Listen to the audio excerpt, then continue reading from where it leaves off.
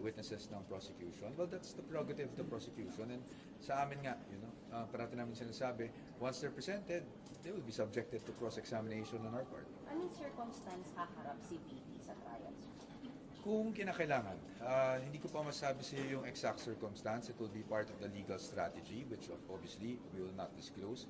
But in case kailangan, that will be upon the advice of counsel, which is the defense. But she's willing, sir, pag kinakailangan. Well, I don't want a soundbite kasi na she's willing because I'm sure that's what everyone's asking for. No? But pag kinakailangan, bakit naman hindi siya haharap, diba?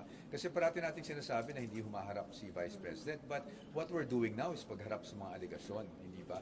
What they're pushing for is a physical appearance. But the physical appearance, for example, the pre-trial stage, hindi naman siya kailangan talaga nandito. Ano naman ang gagawin niya dito, di ba, kung nandito man siya. So, ang sa atin, kung dumating yung circumstance na kinakailangan niyang humarap, we will be the ones to advise your client na kailangan niyang humarap. At doon natin malalaman kung haharap siya o hindi. Sir, 5 days na yung pre-trial, nakapag-feedback na ba kayo? Nag-usap na kayo ng Vice President sa development dito? Yes, I talk to the Vice President every day, if not several times a day. So after ng pre-trial, sir, ano na yung focus ng preparation ng defense team? Definitely, iintayin natin lumabas yung pre-trial order. Kasi po, pag lumabas po yan, kung sa tingin natin, kinakailangan magbigay ng ating komento, magbibigay po tayo ng ating komento. At after that, syempre, we look forward to trial itself. Walang rason para ma-delay yung start ng trial from July 6 since matatapos kayo today. That is something for the impeachment court to determine. Kami lang po, we will comply with whatever directive the impeachment court gives or issues. Sir, yung BIR back, sir, can you share with us na yung... As I said yesterday, we will give our response through an official response that we will be filing tomorrow. What's safe to say, sir, na hindi siya bubuksan today? Well, that's not up to me. That's up to the impeachment court po. So I will not be the one to answer to that. Hindi po ba kayo parang required yung meron muna kayong sagot before that issue is resolved? Actually, wala namang utos sa amin na mag-comment. But because nakopy kami sa manifestation, we will also file our position on the matter, which I think the impeachment court would also appreciate. The impeachment court will rule even if you don't have a comment, sir.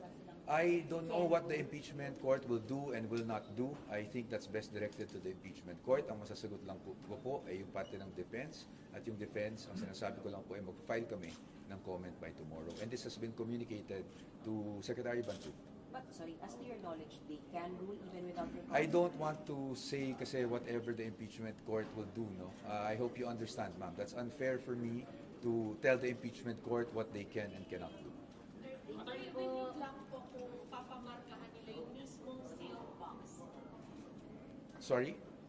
Kung ipapamark nila yung mismong Ma'am, I will not answer. I will not preempt talaga po. No, I know you're wanting an answer, but please be patient with us. There are official ways of doing this and formal ways of doing this. Ang gagawin namin, we will file a comment by tomorrow, as I mentioned. May mga nagsasabi na sa House hearings, may mga nagpapakita na misconduct, pattern of misconduct. Ano po yung sagot ng defense na mapapatunayan yun? Ano pong misconduct sa House hearings? Sa public trust po, internal public trust. Sorry po sir, hindi ko po masyadong maintindihan yung question. Can you rephrase the question so I can answer you May mga directly? nagsasabi po na sa House hearings, may mga nagpapakita ng pattern of misconduct. Ano po yung... Ano pong House hearings ang tinutukoy natin, sir? CBP. Well, that's a matter of opinion. That's obviously not our position. So I don't see how that's relevant to the impeachment proceedings as well. Okay. Thank you, sir. Thank you. Thank you very much.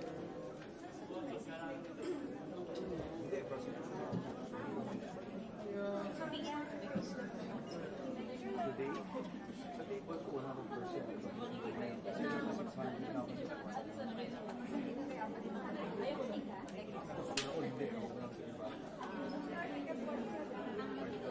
Pero ano lang, kasi ako nasa acknowledgement na sa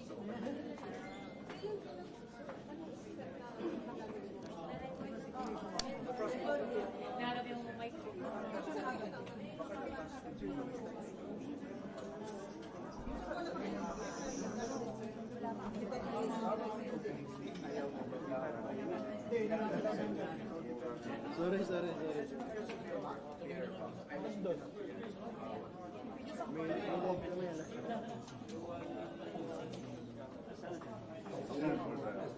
Sorry. May Thank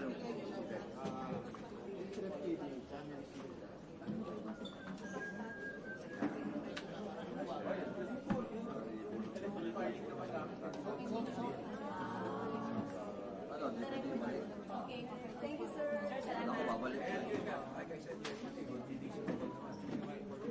Galing sa prosecutor. Balik ka kaya sa podium. Kailangan mo na siya. The other point, cellphone naman yung request.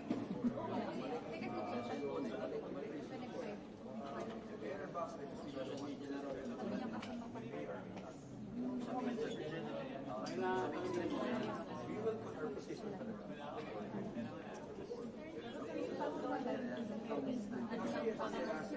Jedi. Jedi.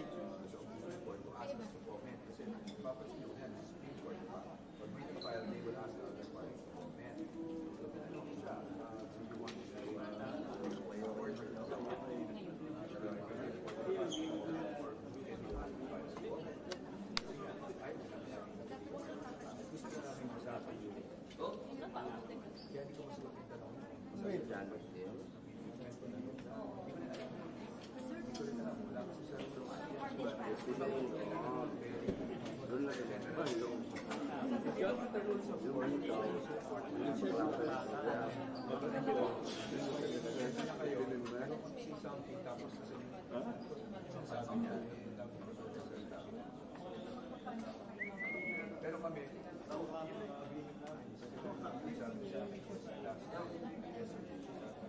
Pantata.